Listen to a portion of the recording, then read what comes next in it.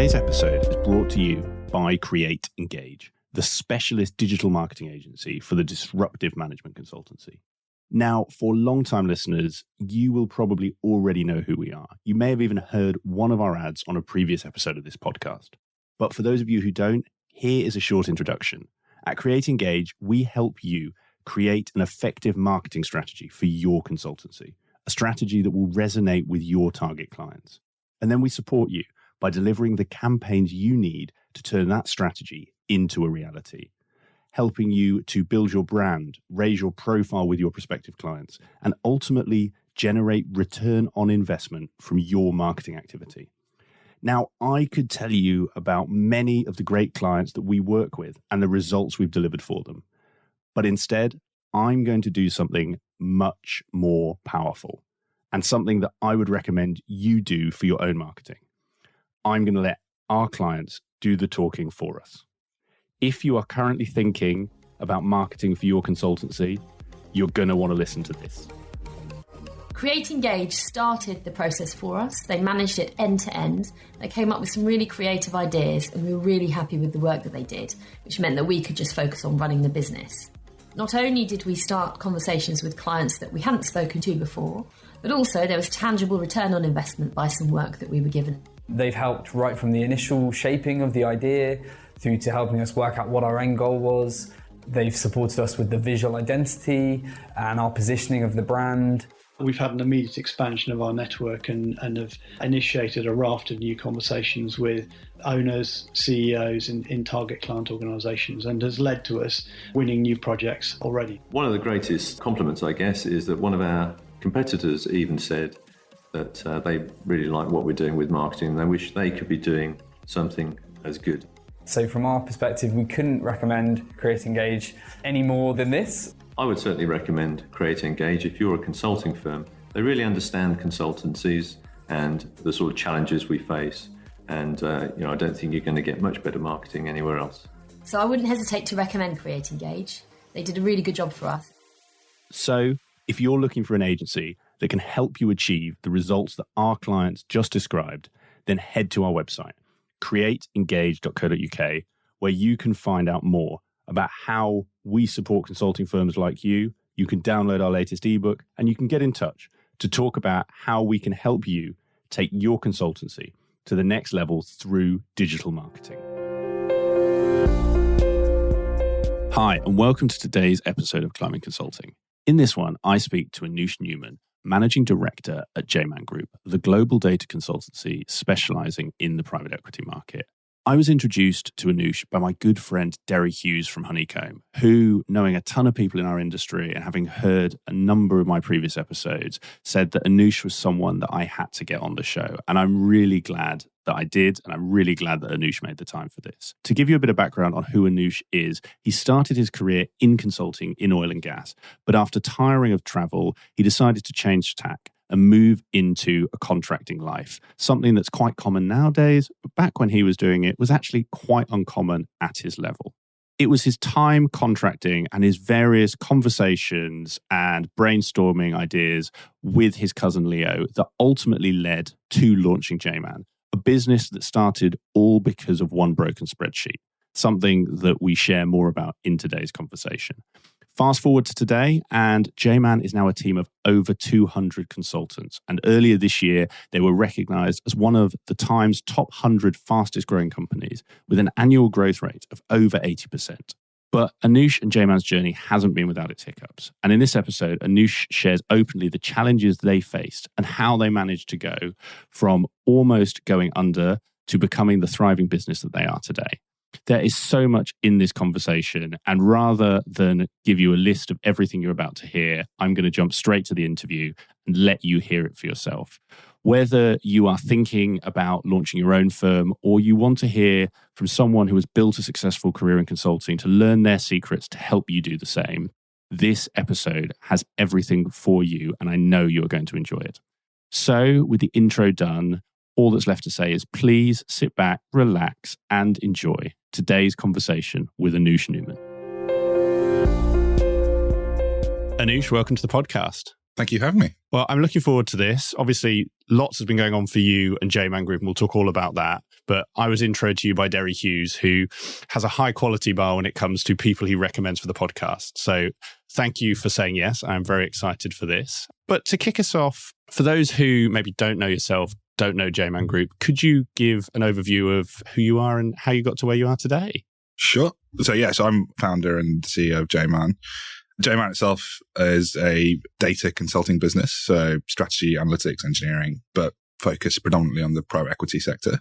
We've been going for about just over 10 years, and I'm sure we'll dive into that. But my background is sort of fairly classical management, strategy consulting, chemistry degree from uni, and everyone else who didn't want to go into science for a career, then figuring out what to do. I ended up spending predominantly a lot of time in the oil and gas sector with Arthur D. Little, and traveled to weird and wonderful places around the world doing some really interesting stuff, but then figuring out that quite like to not be in Kazakhstan or places like that. And Kazakhstan's at least a bit more glamorous than Northern Scotland, which is I think quite a lot of... Yeah, I spent some time there as well, Sellafield, these sorts of places. So a brilliant grounding in consulting and traveling and seeing how different people do the same thing in different parts of the world.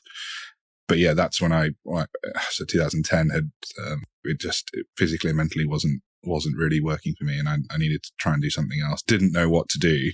And that's when, someone had said, have you thought about freelancing? And and then that's kind of how that sort of mushroomed into JMAN and where we are today. Fantastic. Well, there's a long journey to talk about with JMAN, and you've teed me up to your point there around leaving consulting to go freelancing. That is something, that's quite a common path. You spend a few years in consulting, you make connections, freelancing becomes an opportunity, whether that's as a contractor or an associate. What I'm quite interested in then is actually the decision to almost come back and start your own firm, because for quite a lot of people, you get to a point where that freelance life, that associate life is quite good. You make a good day rate, you've got very little stress. I don't know that many people who've then gone on and built their own firm. So I'd love to get the story of kind of what led you to go on and say, right, now's the time to launch my own firm off the back of it. Yeah, I think timing is a critical element in this. So you say that it's quite a common path now. I wouldn't say it was an uncommon path then, but I think at that point to be freelance you had to be a lot more senior. So I was only 5 years worth of experience, but people were generally partner level or about to be partner level who'd then become very independent advisory type freelancers. So the gig economy wasn't a phrase then. And actually, the reason you were either that sort of very senior level or you were kind of a researcher, cold calling people, as a freelancer. So that's not what you went to do. That's not what I went to do. But there was a gap in the market for basically that kind of manager level doers. So people who could run a project, talk to senior stakeholders, but were just able and willing to get their hands dirty and do stuff. So, and post the crash, people needed help but didn't want to pay top consulting dollar. They'd got rid of a lot of their in-house strategy teams, so there was just this void. And so I got very busy very quickly, and actually in different sectors, and worked with some great agencies and so on. And so were you? And sorry, just because it's a good point for people who maybe know the world now. Were you working with multiple clients at that point? It wasn't kind of a day rate, one contract, one client thing. No, I very much that one client, one contract. Take whatever you can get. You don't know when your next job's coming from, next paycheck's coming from. And I think the first thing in the journey was just getting confidence I could pay my bills on my own. That was a huge marker. So it seems quite obvious, but I was still looking for a permanent job for quite a while, but then realizing that actually this freelancing thing can work. I'd met people who've done it for a long time, or they're much more senior. So just the kind of confidence in thinking that, hang on, maybe this is a way to pay the bills and then I can, maybe figure out what I want to do along the way, was a real eye-opener. Saying that, I took everything I could get for 18 months and kind of didn't take a break. But it was, that was great. So that was definitely the first hurdle, realizing you can pay your bills on your own. Yeah.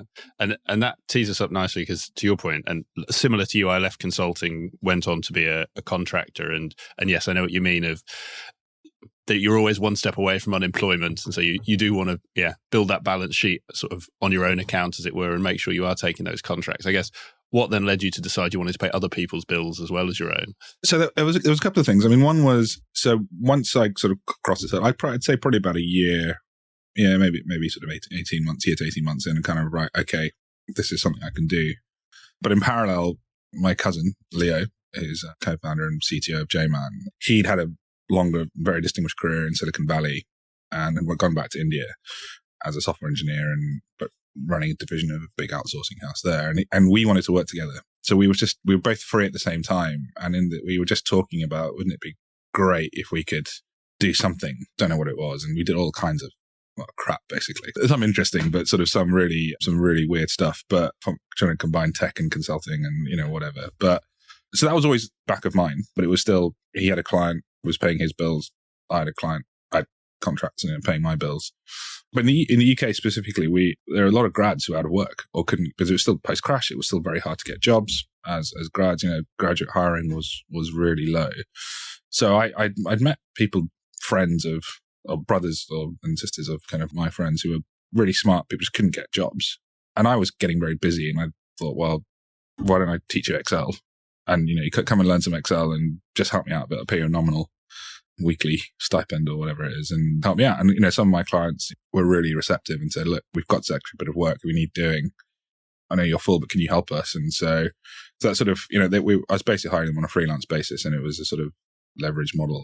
And it got to the point where there was about 3, 4, 5 people doing that. And it was great because I was sort of clipping the ticket, as it were, but it was also great to see that it was feasible to kind of do this and why people were interested in using this type of resource and how I could make it work and the kind of leverage it could give me. And eventually I got to a point where I was doing multiple contracts at the same time, 3 days a week and 2 days a week or whatever, but it meant I could cover a lot more ground. That was how that started. And so, but then at one point, one of them, a really great guy, David, he needed a job. He was like, look, I for various reasons, I need to be employed. Would you be willing to take a chance and go from freelance to perm? And my wife kind of gave me great advice. I said, well, what have you got to lose? Do you back yourself to sort of earn enough money to pay his salary for the year?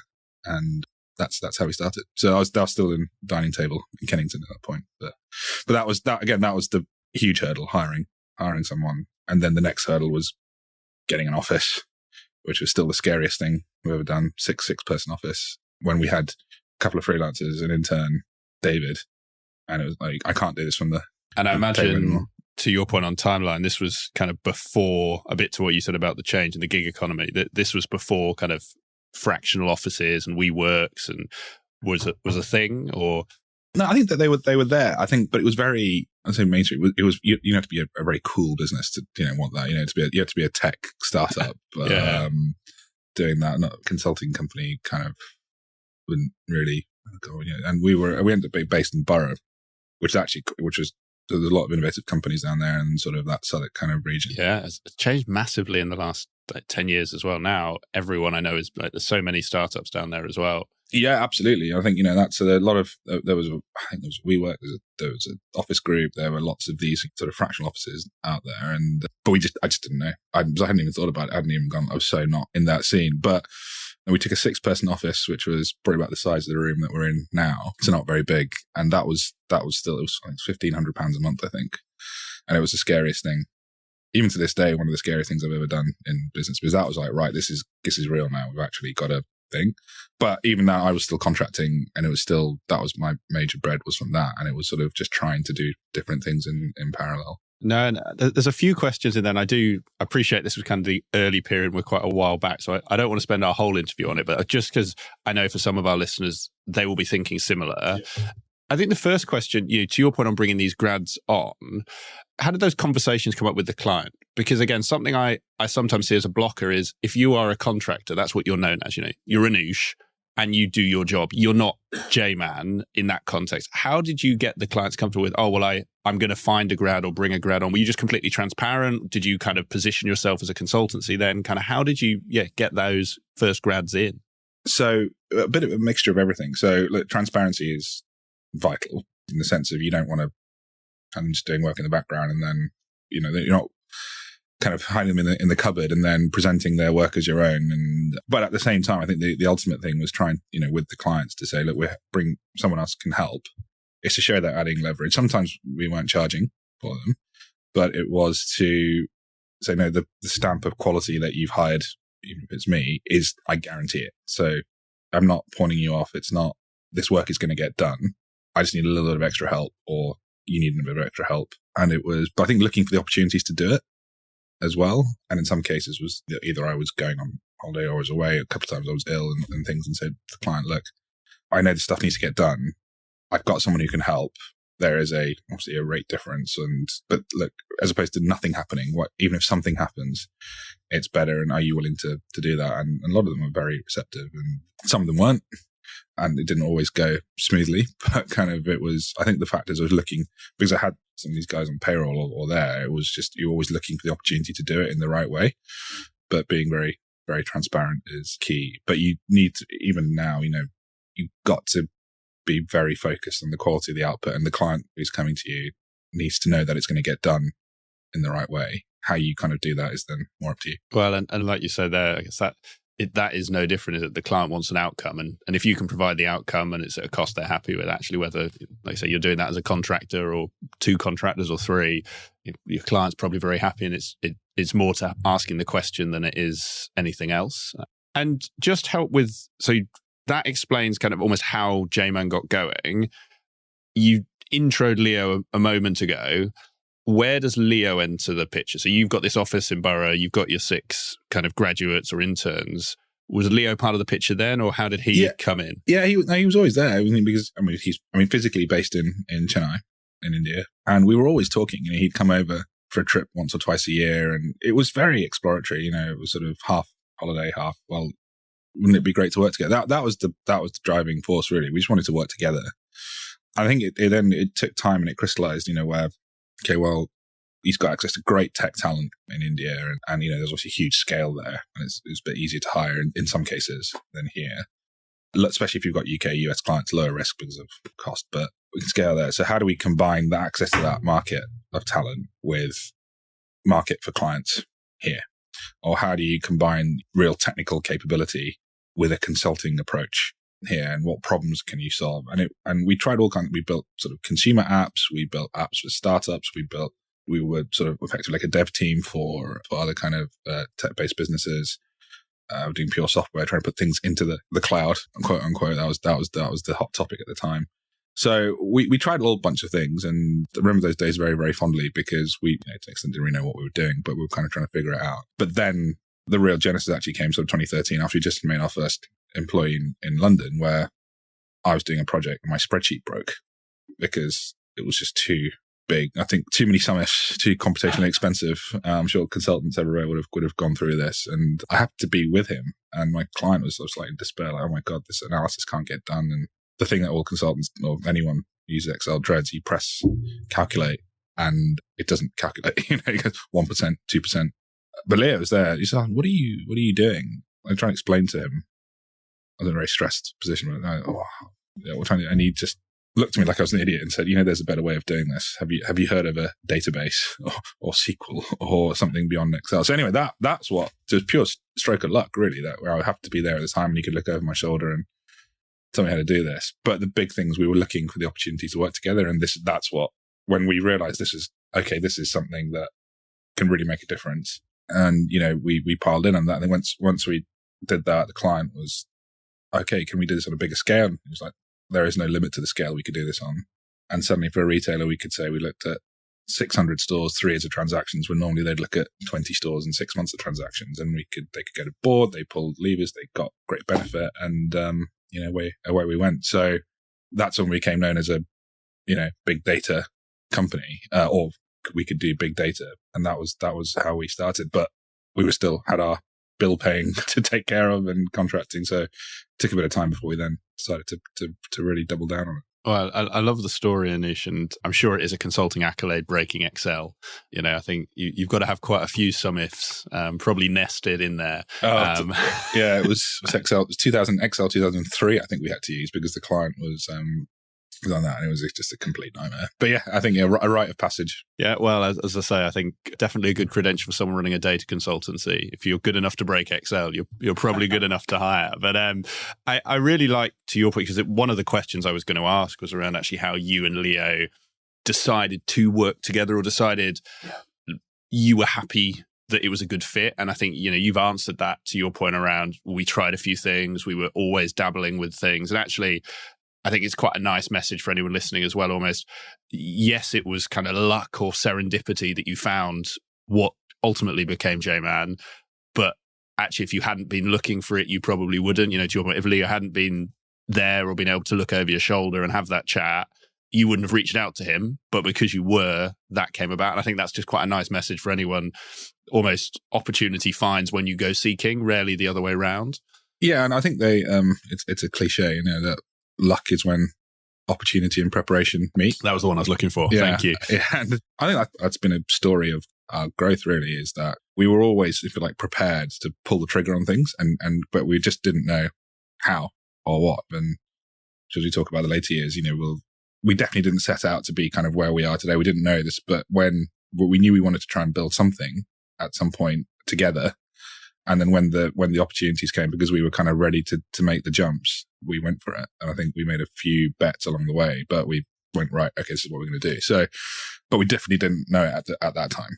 So I think that, and I think trying things, failing, sometimes fast, sometimes slowly, and all that kind of all really helped. But no, we were always together, I think, through it all. And I think that's been a big part of why we've been able to grow in the last few years so quickly as well. Yeah, and like you said, there's probably some more bets we're going to come on to from the later years, which has obviously worked for you. And your point there around failing fast, and I'll ask this question almost to an extent knowing the answer, because I think what you highlighted is you took these little gambles, but throughout, you had your contract, you had your, those sort of graduates whose tickets you were punching. There was an income to pay your bills, so that actually, if your app development or your clouds startup didn't work, it wasn't a big deal. Because I think you touched on, your wife said, go for it. Do you back yourself? You've got a great wife by the sounds of it, by the way.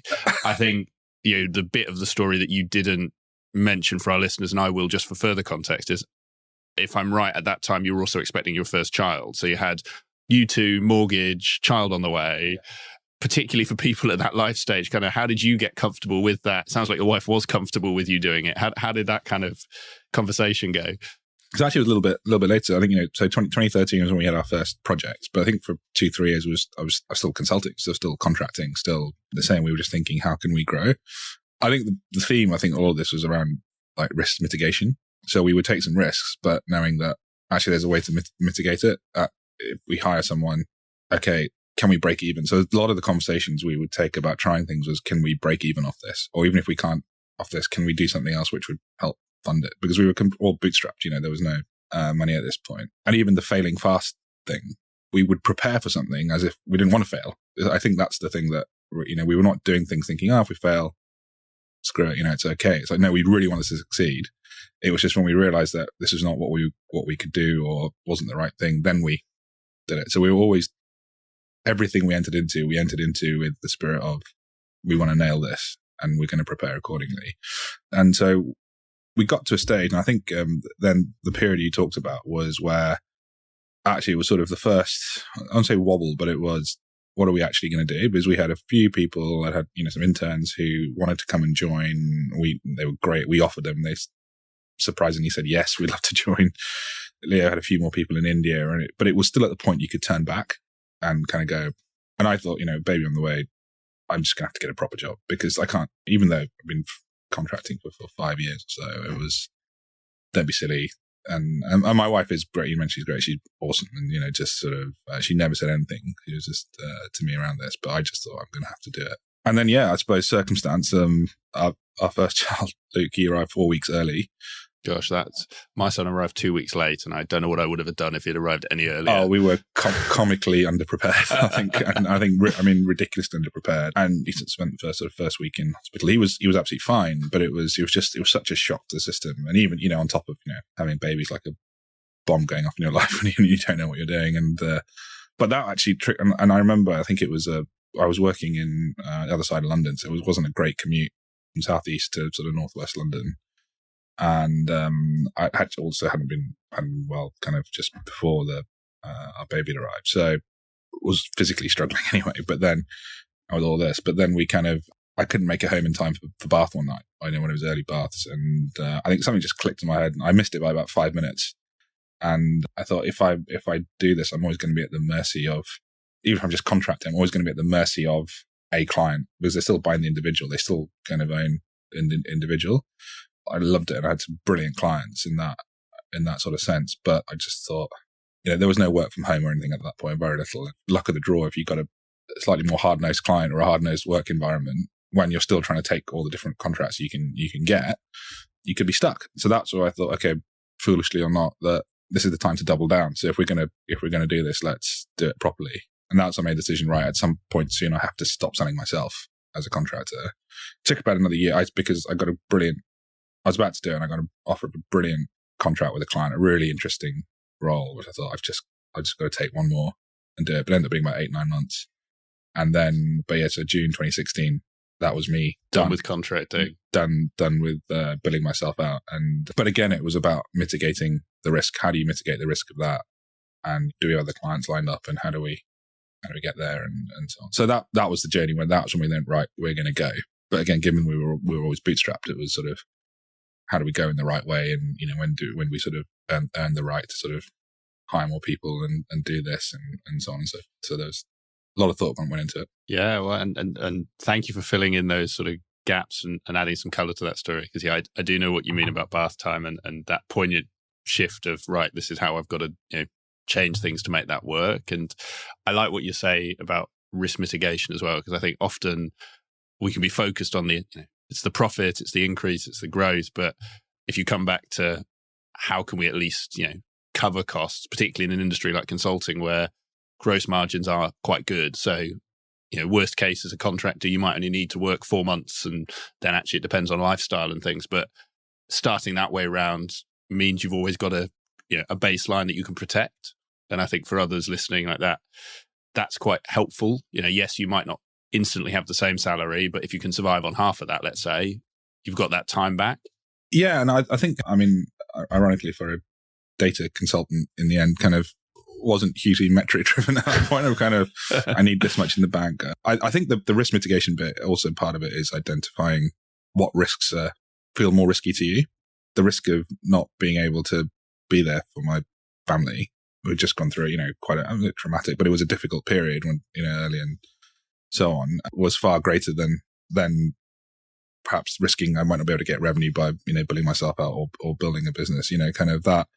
Again, everyone will be different. And I think you have to find your own way. So what risks matter to you? For some people, it will be, no, actually, the risk of not being able to go traveling for 6 months and see the world and have these experiences is a far greater risk than trying to hire people and have leverage. And that's perfectly great. That's, you can identify that. But the best advice, I think, two bits of advice, which I've, one around the spending, we should talk about. The one from a great guy who told me, I think, what's the trade-off?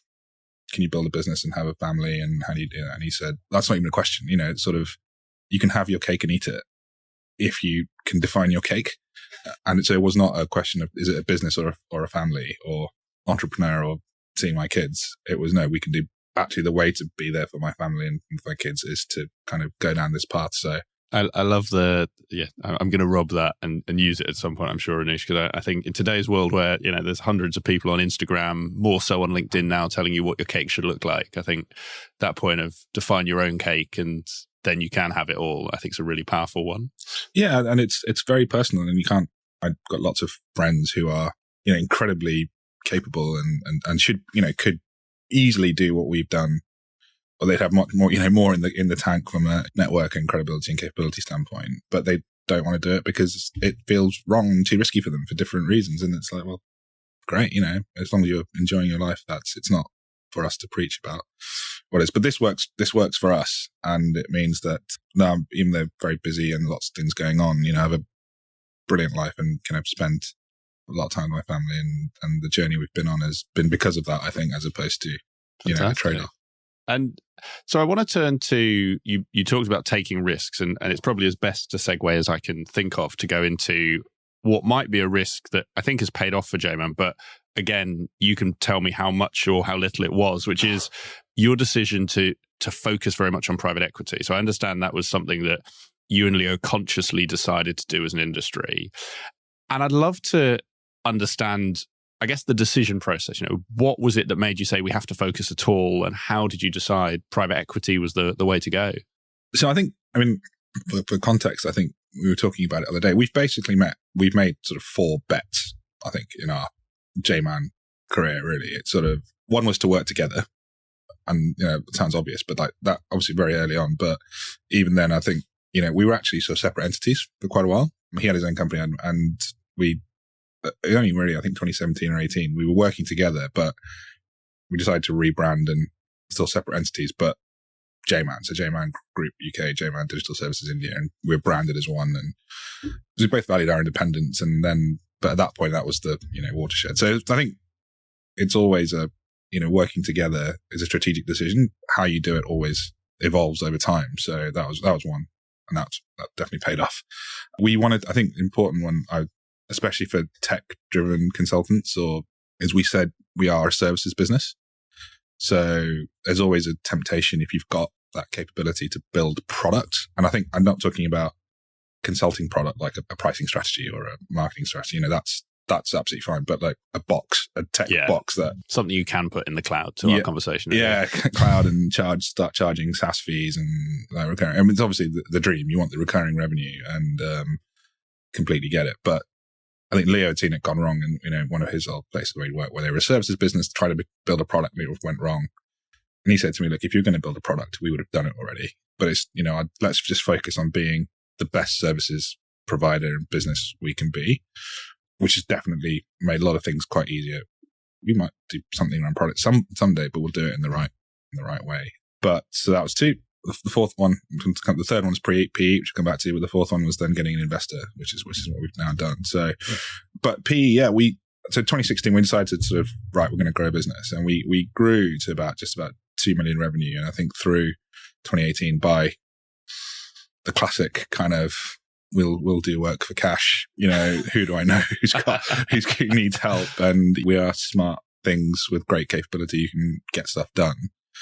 No real kind of proper proposition. And, we were a data consultancy, so people were always interested. But we did a lot of, interesting but varied things, but quite ad hoc in terms of how we grew. But we grew, and we got to about 2 million. And I think we realized, no, we need to do something else. We can't just rely on this. And we thought that work would still keep going, but if we wanted to grow, we need to do something more strategic, for want of a better word. And this is where we PE, friends in that space. So the numbers in PE are enormous, and it was sort of 2017, 2018, and kind of it was really had come into its own as a sort of global mega trend, and it obviously is today. And money was cheap, and deals were flowing, and you see a lot of providers to PE who sort of get their fees get lost in deal costs, and you think, oh wow, brilliant, we'd like some of that, please. And but I think the point was, we thought there was, and talking to friends, and we had some very close friends of mine who were brilliant sort of advisors and counsel, and really helped sort of say, look, the big strat houses are great for deal work, but when we get to value creation, we'd like something more than a PowerPoint, and having spent 7 figures plus on it. So there's definitely appetite for a more data-driven, tangible, nimble, get stuff done mentality. But that commercially literate data consultant, I don't know. So there's something in there, but kind of how do you do it? So we decided, right, if we can get into a fund and we can go across the portfolio, that's a great channel for us. And we didn't have a sales team or anything like that. And it sounded really interesting. So that's how we decided, right, we're going to do it. And actually I had no idea how we were going to do it at all. Yeah. So I said, 2018 in Spain, our away day, and, we didn't have a PE client at this point. It was very nascent, but I stood up and said, by this time next year, we will have a PE client. This is how we're going to grow. And I think that's the other thing when you start hiring people, ambitious people, who want to grow, they're going to ask, well, how are you going to grow? You need a plan. And we're not really planners at that point. So, it was the start of a very interesting year for us, probably the most valuable year we had in our journey. It was incredibly tough on all fronts. But I think I went to 65 PE meetings in that year. And it was a very old fashioned knock on doors, some introductions, some hard discussions with hard buyers who, some were very polite, and actually most were very polite, but also very direct and saying, I just don't get what you're trying to sell. And rightly so, because what we put in front of them was, not well thought through. But we took a lot of learnings. In each meeting, we took a lot of learnings, and we just kept refining what we were doing and how do you find the right, and then we found the right lingo and the right offering. And actually, we could say these are the three things that we do really well. And this is why we're different from a engagement model sort of standpoint. And then once we got our first 1 or 2 gigs and we did a good job, it snowballed from there. But that year felt like a very long year. I can imagine. And there's lots of questions that I want to jump off here, but I'll just because you mentioned it there, I think I'll run with your meetings and actually getting the clients, because particularly private equity, and to the reasons you said, I know a number of services firms who'd love to work in private equity. As you touched on, the deal fees are massive. You're just part of that cost. They're very easy buyers once you're in, and we're not saying easy sort of in a pejorative, but getting in that industry is very hard. And while people say it about PE, I think it's the same. Any industry, breaking into a new industry is hard. And if this is the secret sauce, stop me. But your point there, 65 meetings. Actually, how did you approach that? You got off stage in Spain. You said, right, we're doing this. How did you approach that sort of that year? Was it just we're hitting the phones and we're going to try and speak to as many firms as possible? To your point, did you start with the proposition and iterate it? Did you start with some friendly coffees and refine it? If you were doing that again, how would you, or take your learnings? How did you? I think one thing our business is very, very proud of is sort of how we went through that. We didn't know what we were doing, and I think it's fair to say. So we didn't, and we're not cold callers. We're not that hit the phones and, hey, do you want data services? So there were friendly coffees with people that very good friends of mine. But when they made an introduction to someone, at decent PE funds, I think we really respected their time. And actually, it wasn't just going and, hey, I'm thinking about data, selling to PE, give me some advice. We put our best foot forward. This is kind of, who we are, what we think is our proposition. Now, the content and the quality of the content was not great. There was obviously huge amounts of learning that we had to go through. But for what we knew then, we put our best foot forward. It turned out our best foot wasn't good enough and we had to kind of change. But I think if we hadn't done that from meeting one with people who are fairly friendly contacts, we wouldn't have learned as quickly. So we were prepared to fail fast in the sense of go, oh, right, actually, this stuff's not working. We need to change it and go again. But we were willing to do that because we'd done the preparation. I think if you'd gone in and just had a couple of nice chats and got some high level pleasantries and a bit of feedback here, oh no, there is an appetite for this, and we wouldn't have gone as quickly, I think. So that kind of bias to action and go, right, let's put what we know. If it gets ripped apart, okay. I mean, it was very painful. I remember one conversation before Good Friday, April 19, which was not a great way to go to Easter weekend. But yeah, it was super helpful. And I think for every meeting we were getting closer. And there were a lot of I'm happy to talk through, and a lot of frustrations, a lot of, okay, this is actually going to work. But there was enough faith that actually, we're doing the right things and we think it's going to come. It just took a bit longer than we thought. But I think in hindsight, doing it from a standing start in sort of 9-10 months is not bad. So yeah, no, I think it's very good. And I think your points there and learnings I will touch on, but just because you mentioned it there and sort of that April, that I won't ask you to repeat everything about the meeting, but that kind of Easter meeting, how did you, and Leo and the team, how did you keep that faith? How did you've been to 20 of these meetings, let's say everyone's been varying degrees of polite to not polite, basically telling you, no, Anush, we don't need you, or we don't need data. How did you keep that perseverance? And to your point, what was telling you this was still a good idea? And how did you hold on to that? So we'd had enough, I think, of the 20 meetings, say, 20 different funds we'd spoken to, like 2 or 3 had been, may not be the right ratio, but really encouraging. So despite, and I think even then we'd met, they wouldn't have been like the real first ones we'd met. They'd been kind of couple and down the line where we'd refined a bit and okay, no, get it.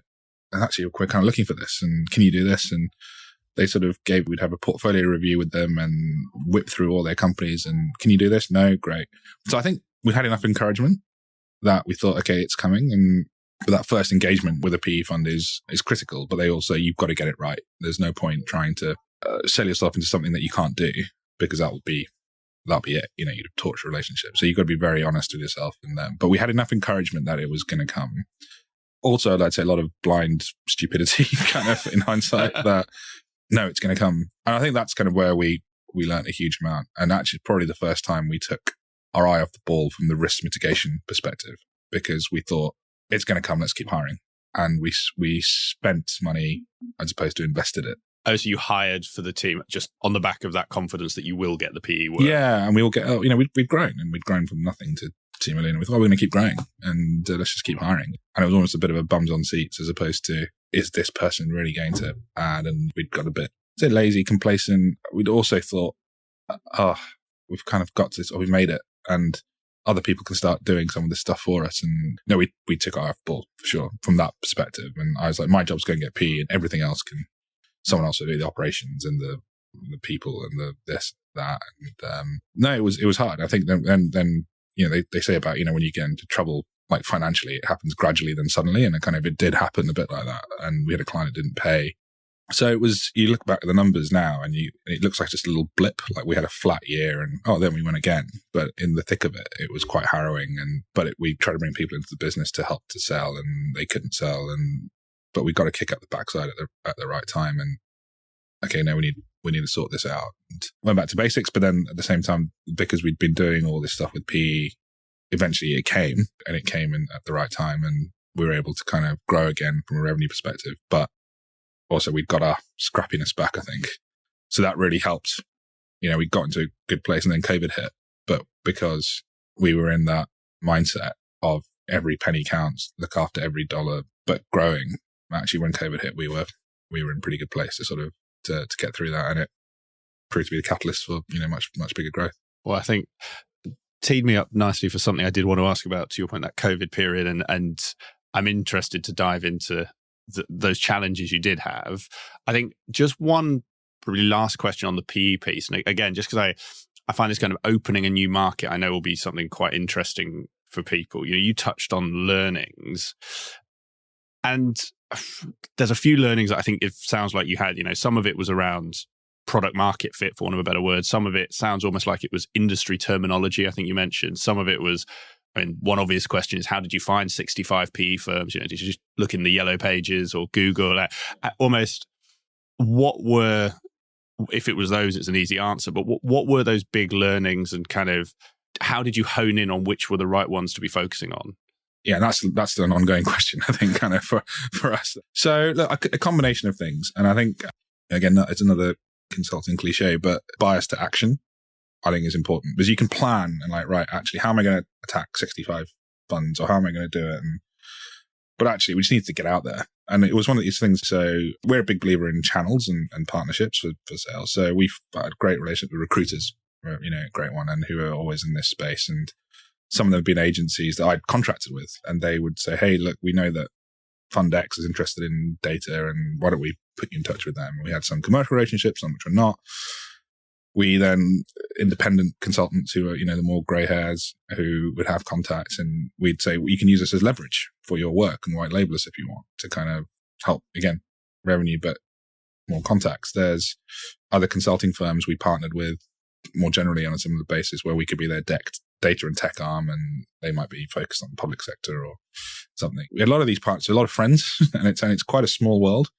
So we'd get recommendations, and some we really want to meet someone there, and the 6 degrees separation, you're probably like 3 in London, particularly probably 2-3 degrees separation away from someone if you really want to. The thing is, then, if you really want to, that's great, get a meeting, but what are you going to talk to them about, and how are you going to be ready for it? If this is your one shot with someone, are you going to put your best foot forward? And again, I think we are always very comfortable, even now, if we put our best foot forward, given what we know today, if we put our best foot forward and we do everything we can and we plan to mitigate the risk and all the rest of it, and we fail, we can live with that. That's okay. But then learn from it and incorporate it into your next meeting. But if you just didn't prepare properly, or you kind of were a bit lazy or took it lightly, then that's big trouble. So we had lots of different channels and ways to kind of get these things. We prepared properly. We went to these meetings, and I think it was very much trying to listen to what they wanted. What are their problems? And I think that was, I think we kept hearing the same things from different people. MI in the mid-market, management information is a big challenge. We buy a business, they know how to CFO, there's systems everywhere, Excel. It's just, I just wish someone could create a board pack from, touch of a button. And we kept hearing it, and it's like, what is this MI? And I never heard of, you heard of BI, I've never heard of MI. And then, so when we went to the next meeting, it's like, here's our MI solution or MI proposition. Okay, right, interesting. And again, things that we already did, but we just didn't have the right badge for it. Flexibility of engagement model, especially for funds who had their own data team, and all these different types of things. Some we had to create, some we had to rebadge, but we learned as we went. And there's just no substitute, I think, for just persistence with this. And I think luckily we were naive enough and had enough faith that it would keep going, so it would come through, so we could keep going. But I think that's what got us through in the end. Some great points, and that last point around the BI-MI difference. Actually, it's funny, isn't it? So often they may be slightly different, but a lot of these elements are industry terms, or just knowing how certain things are spoken about, how the pain points pop up differently. But back to your main point of listening, I think sometimes, as bright consultants, we can be guilty of knowing what our customer wants because we've thought it's a great idea, and actually what you've just talked about is the other way around to that. I think, yeah, absolutely. One thing even we say today, I think should is quite a dangerous word. They should get this. They should want this. They should need this. And I think if you keep saying should, it's, well, either they don't need it, really, but you think they do, or you're not explaining it properly. And I think that's kind of where, whenever we have conversations now and, they should get it, really, or it's our fault, we're not explaining it, we haven't badged it in the right way, or we're barking at the wrong tree. This is not a pain point for them. So I think that listening, but I think we turned it around very quickly. So literally it'd be the next meeting we'd go to. I think I'd have one in the morning, one in the afternoon. And morning we'd get some impolite feedback from someone, and then we'd, over lunchtime, try and rapidly turn it around, and then go to the next meeting and go, right, let's try it slightly differently. So it was incremental, but by the end, it was chalk and cheese what the proposition and everything looked like. So yeah, it was a real learning curve.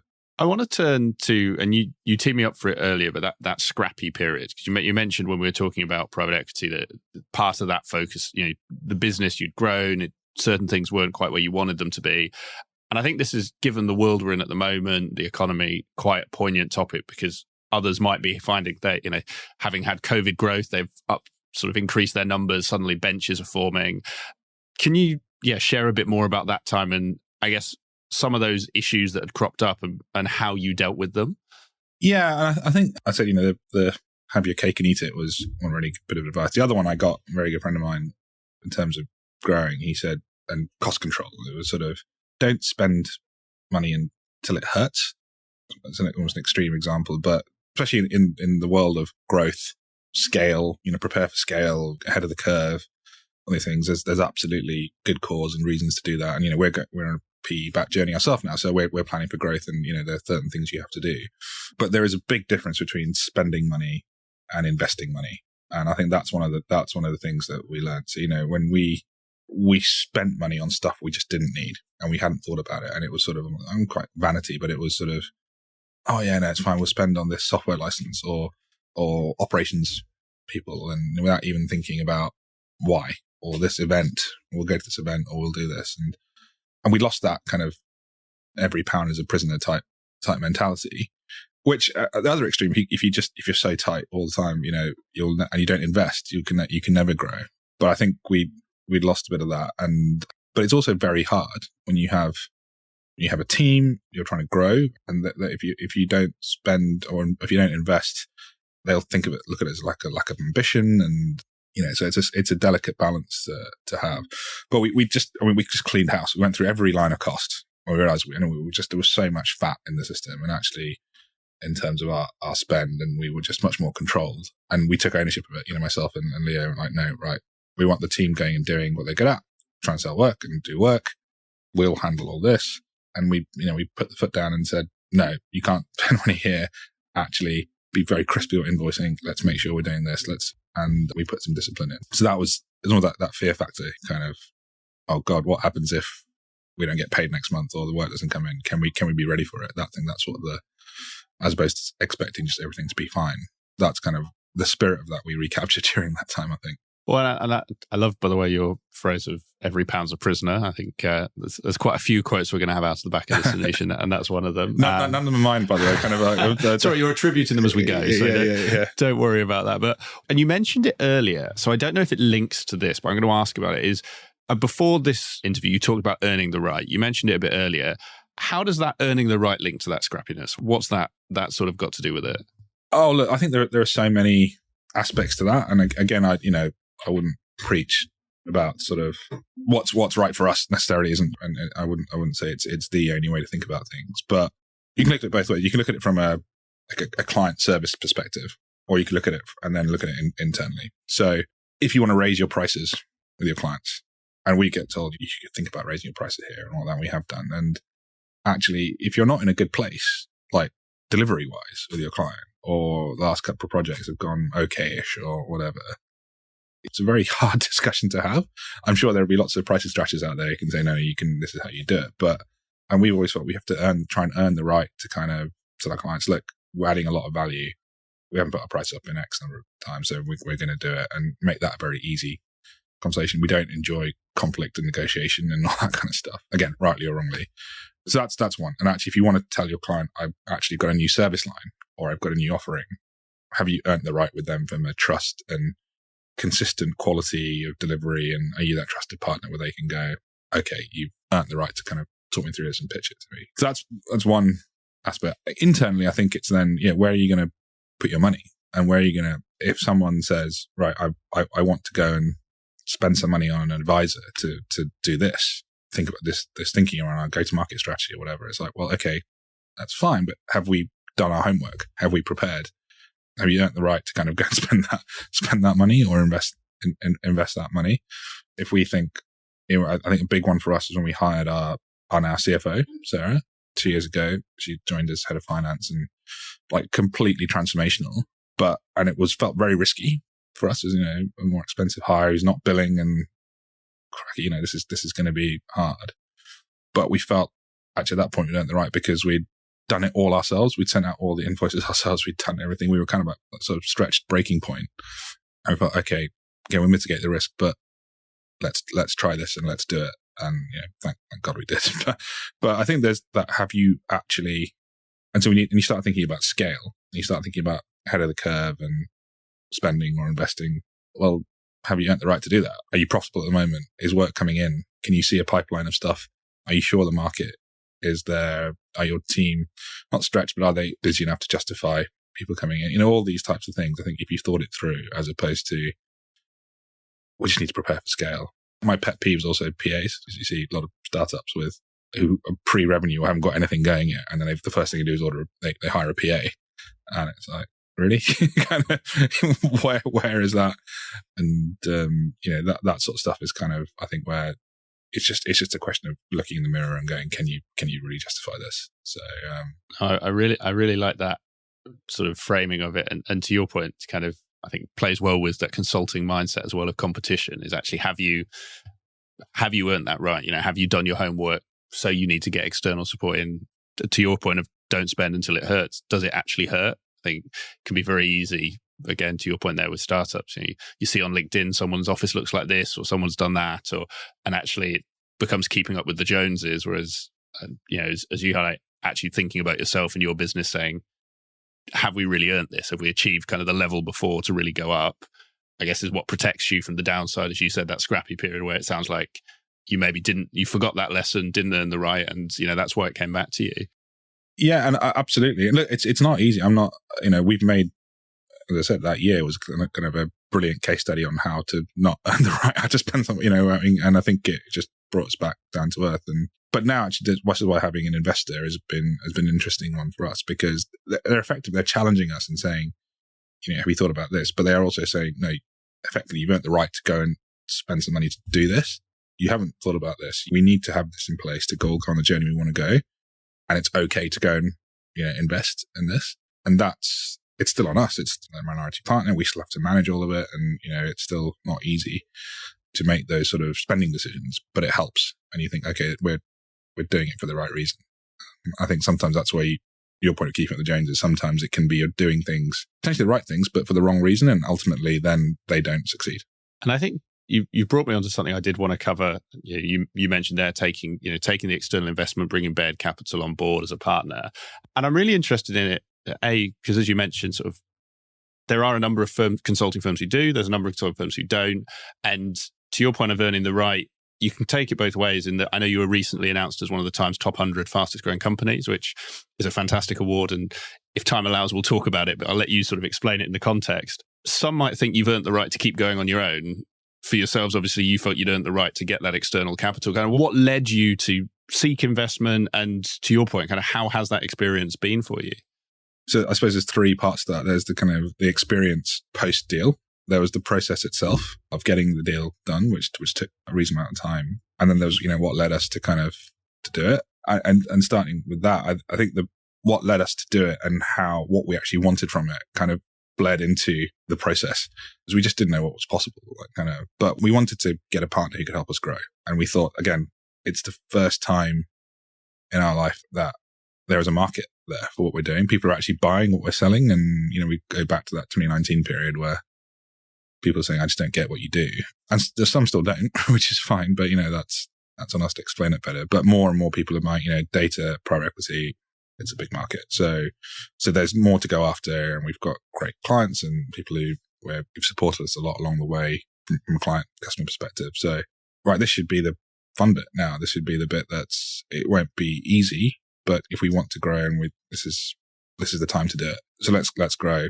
And actually, do we want to do that on our own? We could, but we'd make so many mistakes, which we will make mistakes anyway. But having someone who could recognize the pattern, who could help us avoid some of them, or at least we're going to make mistakes, we'll make mistakes for the right reasons. I think that was where our big thinking was. So having a value-added partner was critical as opposed to just cash. That wasn't a primary goal at all. Secondly, we wanted to create a structure for our team where we could reward them.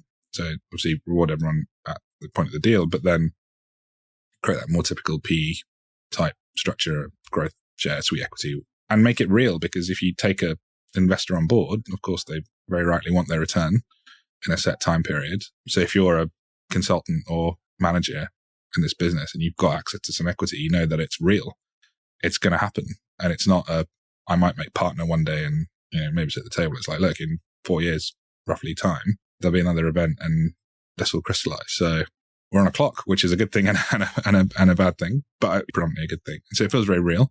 So we wanted that structure with a time-bound kind of sense of urgency around it. And as founders said, we've bootstrapped all the way through and we wanted to reward the team and take some off the table as well. So those are the primary drivers. The flip side, I think this is where back to what are the risks, and people talk about the risks of taking an investor and, oh gosh, they're going to kind of big brother over you the whole time. And we fortunately work in this world. So we work in PE. We help our clients with better governance, better reporting, better, all the stuff so we took some of that medicine ourselves beforehand, but we realized it's just part of growing up as a business. You have to be able to report better. And there's a reason why PE do it, but that's also a risk we were very happy with. We wanted to find the right partner. If the right partner tended to be a bit more intrusive, as long as they were doing it for the right reason, willing to take that risk.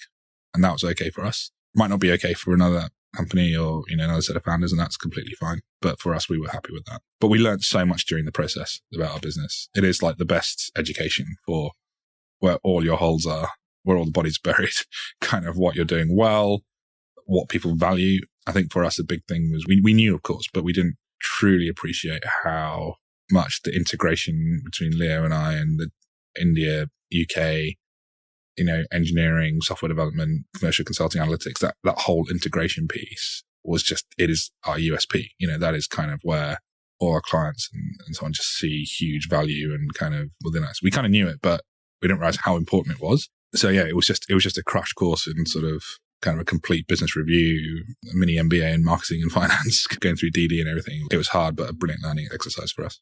Fantastic. Well, and I think you've covered a lot of the bases I was going to touch on as well there, Anush. And that journey and the rationale makes a lot of sense. I think to your point of what you were looking for from a partner, obviously this is an industry you work in. So did you know Baird before, or did you go to market? And to your point, they were one of the suitors. So how did that process work for you?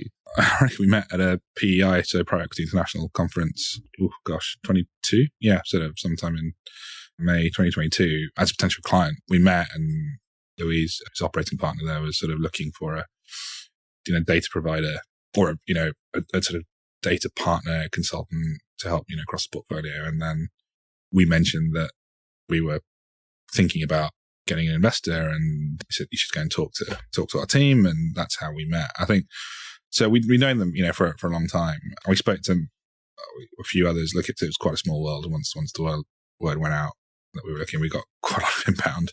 But of course, we sort of went to market as well with advisors and ran a process. And I think a combination of fewer assets on the market, given the macroeconomic climate, fewer deals being done, our growth and the space we're playing in meant that it was quite a competitive process, and we had a lot of interest, which had its pros and cons. But I think with Baird, and look, there were a number of other houses, PE houses we met, and if we'd ended up with, for whatever reason, we'd ended up with them, we would have been in a really great place. But Baird are a brilliant partner for us. So I think I talked about what's happened in the last sort of 2-3 months in this deal, and even just the way they were during the deal, and their consistency, their behavior and values and integrity, is often a very overused word, but it's basically, are they going to do what they say they're going to do? And that's not always a given in many walks of life, but they are right up there. Structurally, I think they are obviously, in the UK, quite a relatively small fund, so they won't mind you saying that, but they've got it's a really nice local feel here where we know pretty much all the team in London and very close with them, and they really understand services businesses, which is great. And again, not a given. A lot of funds say we love services businesses, but show me your recurring SaaS-like revenue. But the institution that they're backed by, so Baird Global, the banking team, is a huge operation. 5,500 people globally. Obviously, a US institution. So, given US is a big part of our growth plans, they're going to be a huge help there, and they already have been. So this global but local feel. They've got operations in Asia as well, and Europe, and we've, I think we're both really excited because given our work in P, and they are really well placed to help us do that, and they're really excited to do it. So they're really excited to help us. We're really excited about the help they can do it, and what they've done so far has been awesome. So I think we're about to open an office in New York in the next couple of months, hopefully, and they've been just brilliant at saying, right, here are the agents you talk to, here's what we do, we'll come to New York and look at offices with you, and all the rest of it. So I can't, it's just been a brilliant start to life. Amazing. Well, it sounds exactly like that. And I feel, Anush, we'll put in the diary 4 years' time, we'll do a round 2, and we can get when the offices in New York and other US locations, we can get how it's been, the sort of story back. I say 4 years' time will tell. But I think I wouldn't, for people thinking about if you've got your consulting business to a scale or whatever, or thinking about, or anyone really thinking about external investment, there are lots of horror stories out there.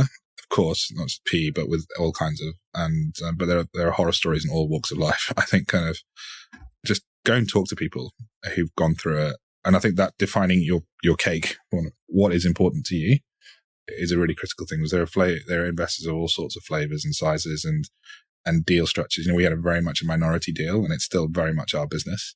So that was incredibly important to us. And you may decide going through and talking to people that it's not the right thing for you. But similarly, the more we talk to people, the more we were convinced that this is absolutely the right thing for us at this time. So I wouldn't, in a binary fashion, say it's for me or it's not for me until you've done your homework. Yeah, I think a great point. And do what's right for you, not what you hear in the market, which is something that sometimes we can all be guilty of. One last topic for today then, Anush, and we've talked a little bit about your setup, and you highlighted how it is very unique, and that is you've got an office currently here in the UK, you've got the team in India, and this question applies as much if you've got a UK and an Indian team as it does to your UK and US team. But just because you've built the firm in that way, how have you approached building the culture so that it does feel like one firm? Or to your point around the legal structure, actually, did you and Leo take a decision that it's deliberately going to feel like two firms? How have you approached that? Yeah, and I think it's very much a constant challenge, evolution. So I think a few things, that's no particular order, but one was obviously we said we wanted to work together, and it was together. He's Leo and I, and the reason we did that was because he's obviously a great guy, so that's easy, and family, which again, we know can have its pitfalls, but actually is a big strength for us, and we've known each other a long time. So, but technical, there's the technical capability and understanding that he has, more experience than me. He's worked on this side of the world as well, having spent so much time in the US. So multicultural. I think obviously I've spent a lot of time in India as well. So it's not like I'm here and he's there, and how do we mix it together? It's kind of, we understand both sides of the coin, and that's helped. So it's almost an overlap of skills and culture. So I think that's kind of what we always aim for, as opposed to, well, you've got one here and one there, and how do you kind of bosh them together. It's how do we make it as much of an overlap as possible. So, all about all the consultants and team in the UK will all learn quite a lot of technical skills and they may not be expert coders per se, but they'll have real spikes and understand how to build a data warehouse and how to scope it. But the spike in that will be in Chennai. But similarly, all the Chennai team are all client facing and can have commercial conversations with clients around, well, how do you scope this? And actually, how do we do it? What business problem are we solving? And so on. So making it as multicultural as opposed to, so to have one culture, you need to acknowledge all parts of it, but making it as overlap as possible. And we try and do things at a global level where we can. But I think with the local nuance and global but local, one team, but acknowledging that there are different things in different parts of the world, which changes. Like the more you more people you have, times change, COVID, work from home, all that was. So I think it's been constantly vigilant about it. And, we have, I think with regards to culture, it's obviously a hugely important thing and everyone talks about it. And, even like around values and so on. We have a set of values, but our value one is we say performance a team, support as a family.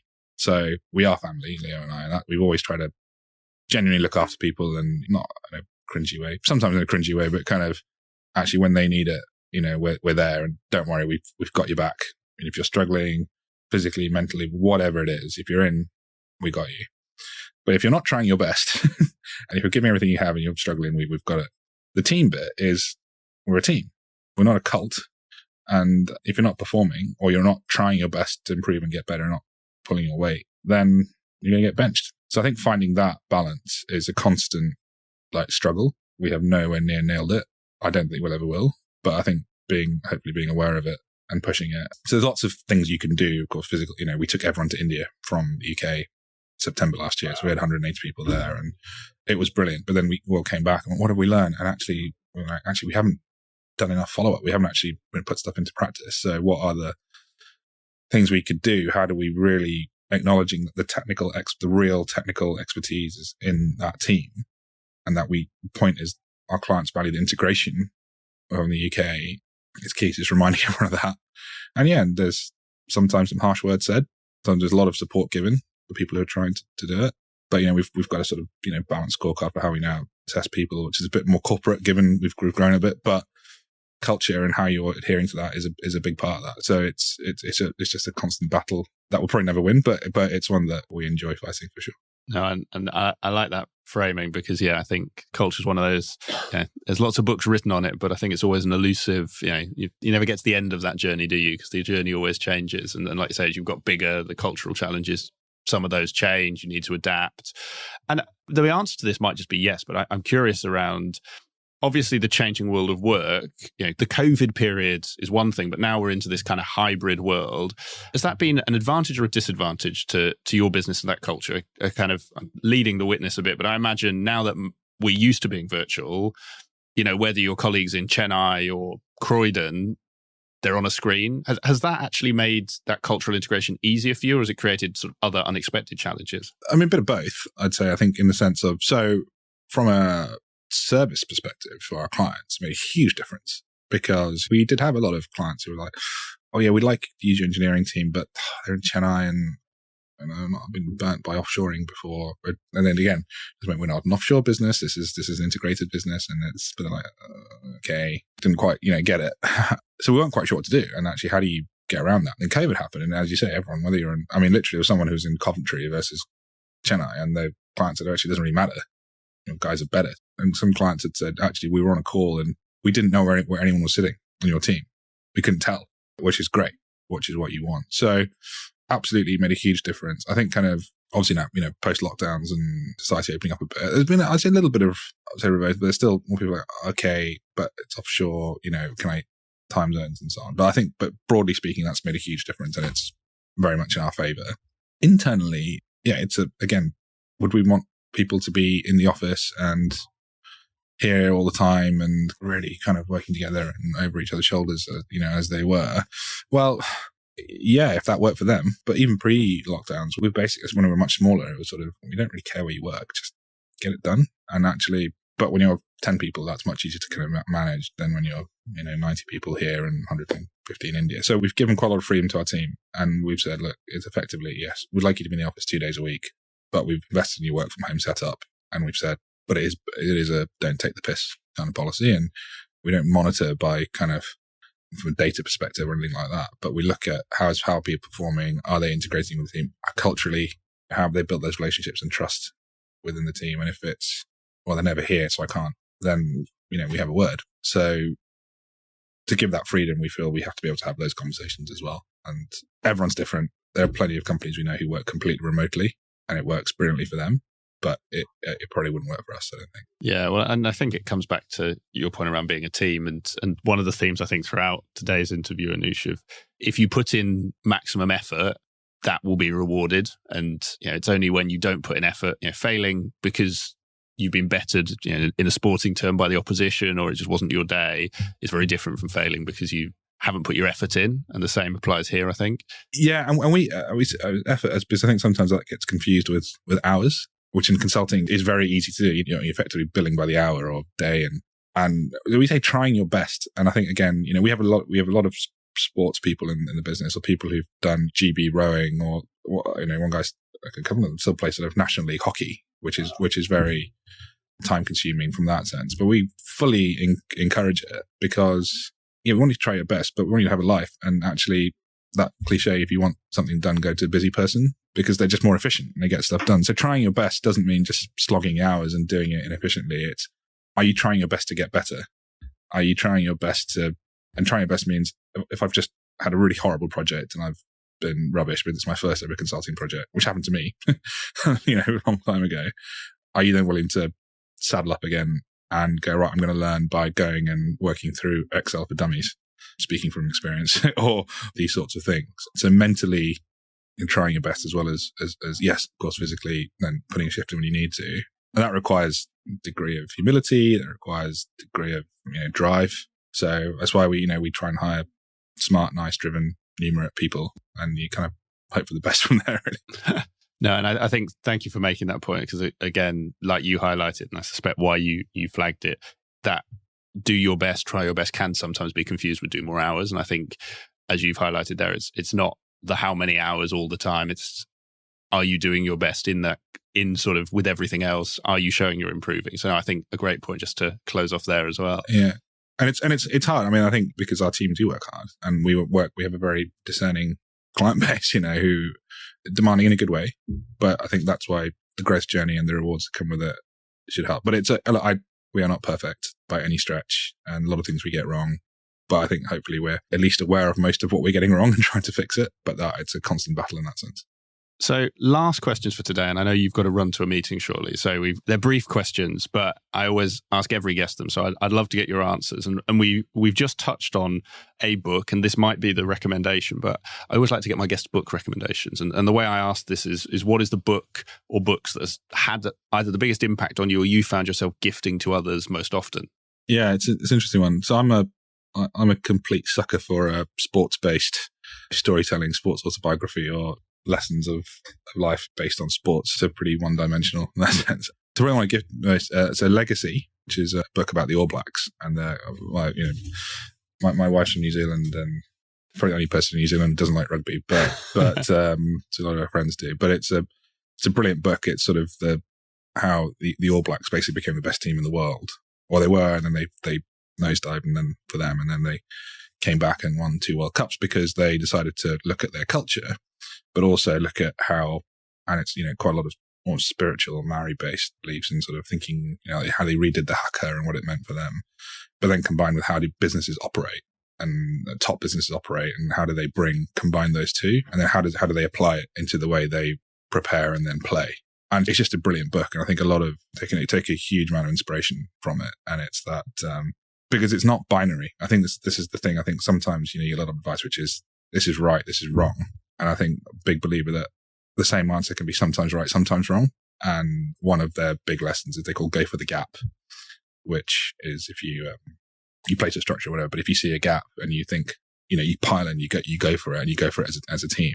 So things like that helps us to kind of evolve and so on. So Legacy is one I give a lot. The Captain Class is another one. So this is It's a very interesting book where someone's wanted to do a study on the most successful sports teams ever.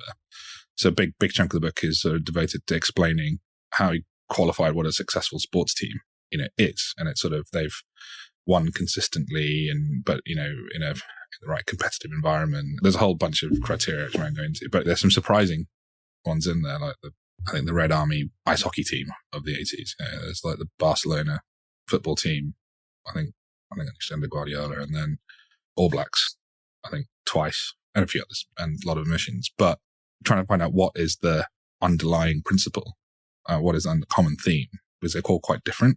Cuban women's volleyball team was one of them, but it's the leaders. So it's the captains, and actually what are their traits, and actually what do they have in common? And concept of being, you're not the best player in the team, but you've got sort of this ability to help influence people without being showy, the kind of the water carrier, the one who sort of actually loads the gun for everyone else behind the scenes, and sort of being a really good communicator, even if you're not the best talker. So it's a brilliant book, and one of the things is having ironclad emotional control is important to account, which I definitely don't have. So it's and the final one is a very boring consultant one, which is The Pyramid Principle by Minto. So, which does help. Yeah, that doesn't help with emotions, but help with communication, I imagine. Yeah, I think it's a very basic one, and of course it's something. Well, but we get everyone here to read it. And someone says, "I'm struggling to write," well, you could do a lot worse than read that, and kind of a way to organise your thoughts and get messages across. And you're going back to where with PE, we got asked the question, what is the best project that you do? Or what are the best 3 things that you do? What are the 3 things that you do? And there's a lot of ex-consultants there, but people think in that way, and kind of it helps us. So those are probably the 3. The one I would definitely will as well is House of Lies, which is a book about consulting. There's a TV show based on the book. Yeah, based on the book. So I think anyone who's done any consulting, particularly in sort of 90s, noughties, will read that and laugh out loud and have some PTSD as well. But I'd highly, if you've got any consulting experience, I'd highly recommend it. I love it. Well, as someone who loves consulting enough to run a podcast on it, I think consulting books have got to be on my list. So I'm off on holiday shortly, so I'm going to add that. I had never heard of the Captain Class as well. It strikes me as kind of the good to great for sport. So I'm going to have to check that out as well. And then the very last question, Anush, and this may be recapping things we've talked about. It might be new things, but you've got 3 people in front of you. One just starting their consulting career, so it might be one of your analysts or your graduates. One I'd always call sort of manager level in a typical consultancy. So they've got a bit of experience, but they're not in the senior end yet. And then the third one is that person approaching partner, maybe someone like yourself thinking of launching a business, maybe someone going into a partnership. And the question is just what advice would you give to each of those people? It's a really tricky one. I think everyone's different. I would say my theme for all 3 is, and you apply it, is this bias to action. So kind of just do stuff and get shit done, basically. I'm allowed to say that, but kind of it's fine. It's a grown up show. Yeah. So if you're 1 year, you're graduate 1 year in, it's just fly into everything. No job is too big, no task is too small is a kind of, something we have here as well. Like, so if you've got to clean up the room and get all the whiteboard stuff down after a workshop and you're the one who's going to digitize it, it's a pretty rubbish job, but you do it and you nail it and you do it the best you possibly can. If you've got to be the one, for whatever reason, doing the straw man of a strategy deck and you've never done one before and you go, oh my God, how am I going to do it? Just do it the best you can. Go and fly into it. Don't worry, just go and do it. And I think if you do the more menial jobs really, really well, of course it builds trust and people go, well, the way you're going to get more interesting stuff is by doing the small stuff pretty well in a firm. That's just how it is. And there's also nothing wrong with doing that, by the way. It's all a good part of learning. And I'd say if you hold the pen on things, more often than not, you're going to be the one influencing and writing it down and seeing what, so it's all, that's great. And similarly with at the other end, if you're holding the pen, a partner or someone is going to come and, look at it and try and help you get through it. And it's going to accelerate your learning. You're going to get more exposure and you've had a go. So I think, and people respect that. So I'd fly into everything you can do and just try everything that you get given, do it as best you can and then learn from it. I think the 4 or 5 year candidate, I think, again, it depends on where you are and what you're doing, whether you're in a sector specialism or I think what are the forks, it's almost like identifying the forks in the road for you. And I think this is also where trying to define a little bit about what's important. Your cake, you're probably 25, 26, maybe, something like that in your life, and kind of, are you right?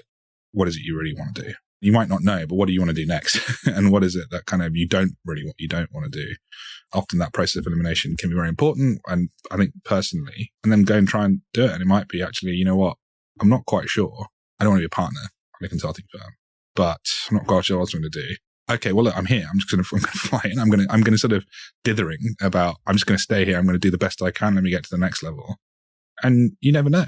You might change your mind. But if it's something personally, or I don't want to travel anymore, or I don't want to do this, or then it makes your decisions easier. But whatever you do, try and make a decision. And if you've got 4 or 5 years of great consulting experience, you've done well, I think by and large, you're going to be fine. Whatever you do. If you then go and do something else and it doesn't work out, you can always go back, but don't just waste a year by hanging around and not giving it your best. And I'd say, look, I know that's probably the limit of my career. I think for a partner in a consulting firm, I think someone wanting to start their own business, and they're much more senior and kind of, it's hard. It's not easy. And I think, again, do all your homework, talk to lots of people and then figure out what type of business you'd like to run. Do you want to do it all from scratch? Are you willing to really get your hands dirty and do all the invoicing and do this and do that and kind of, grunt work? Or do you want to actually go and join a business like JMAN where a lot of that is set up, but I want to be a partner who can help grow and so on. So I think those are the things to really think about. And where can you hit the ground running? If you leave your partner role, what are you going to do that's going to help, earn revenue and hit the ground running and get traction? I would think about that. But that's my own very biased view around kind of, the thought of saying, right, I'm going to give myself a year to plan and I'm going to start a business and it doesn't really matter. It sort of feels very alien to me, but there are plenty of people who do it and do it really well. So you got to find your own path. No, I think a great place for us to finish, Anush, and thank you for that. And thank you for today. This has been brilliant. Derry was right. He said it'd be a good interview, and it certainly has been. So the only thing that's left to ask, obviously, for anyone listening who's enjoyed this, wants to find out more about yourself, wants to find out more about JMAN, where would you point them to? Where can they get in touch? Yeah, good question. I'm on LinkedIn. Unfortunately, I'm not on Twitter, or didn't quite get around to getting on Instagram or anything like that. But LinkedIn, I think they find my details on the website as well. But I think kind of if someone LinkedIn and sort of mentions the podcast, then if they contact you guys and think they're an interesting person to talk to, very, very happy to do that. But always open to helping and having a chat to someone if they think that can be useful. Amazing, Anush. Well, I'll put details of your LinkedIn in the show notes. So if anyone who's listened to this, they're there at the bottom. If anyone gets in touch with me, I will follow up, of course. And I think that brings us to an end. So thank you very much and enjoy the rest of your day. Pleasure. Thanks, Nick. Cheers. I hope you enjoyed today's episode of Climbing Consulting. If you have any guest recommendations, comments, ideas, thoughts on how I can make this show better for you, just drop me an email. It's nick@createengage.co.uk, and I really look forward to hearing from you.